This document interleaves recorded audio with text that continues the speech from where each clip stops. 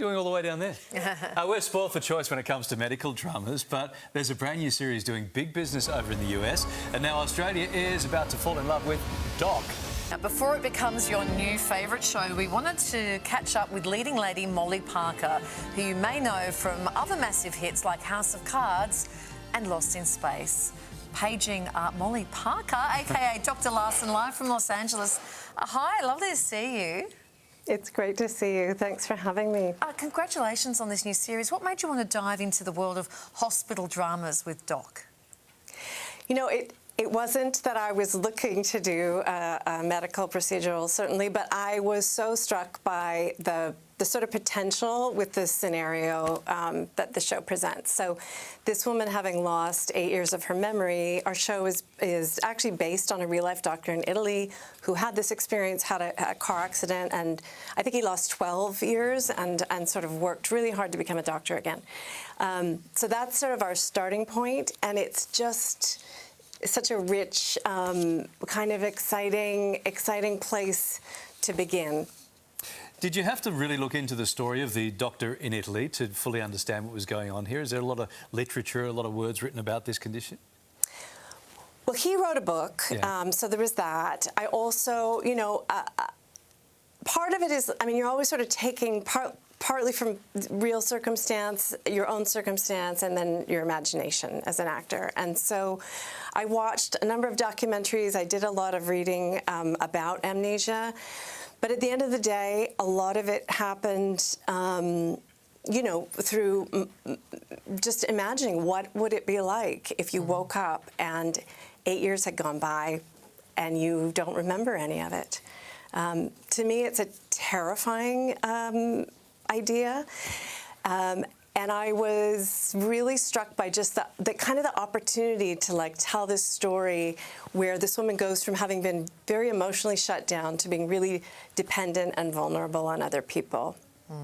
In terms of a show launch, I mean, this was pretty huge in America. More than 16 million people watched its first week. It must be just a sigh of relief, is it, when you see those numbers?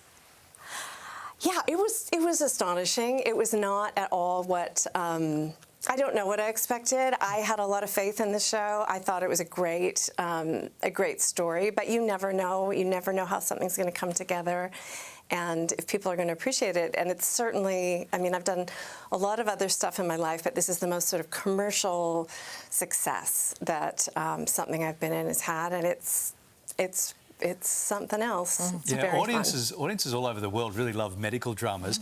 They love morning shows too because they get to see the host try and poke each other's faces through holes in paper, which is, you don't see that anywhere else. But what do you see it? Yeah, what do you think people love about this genre so much?